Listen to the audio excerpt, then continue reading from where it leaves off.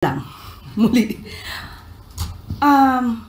Hindi po kasi ito nadadaan sa agad-agaran. Siguro bilang lawyer na ako ay mismong humahawak ng mga kaso at ako po ay humaharap mismo sa korte. Kaya alam ko po kung paano ba magpresenta ng isang ebidensya. Hindi po ito nadadaan sa pabilisan at kung ito naman ay mapapabilis, napakaganda ng numero, marami nasampa sa korte. Pero kalaunan, na-dismiss po lahat. Ano po ba ang mas hindi nyo tatanggapin? Nakapagsampa ng maraming kaso, pero na-dismiss po lahat dahil hindi hinog at kulang ang ebidensya. Hayaan po natin ang ICI na bumuo ng kanilang investigasyon at kumpletuhin ang dokumento.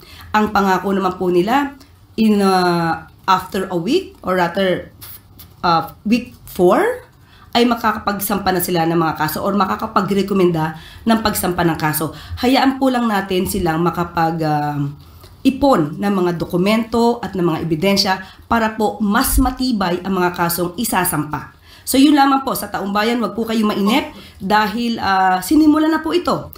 Kung sabi nga natin, kung hindi ito sinimula ng Pangulo, sino ang magsisimula? Kung hindi ang Pangulo ang nagsimula nitong pag-iimbestiga, sino pa kaya ang pwedeng mag-imbestiga? So, nasimula na po ito. Hintayin na lang po natin ang magandang magiging trabaho ng ICI para po mas maganda din ang kalabasan at magiging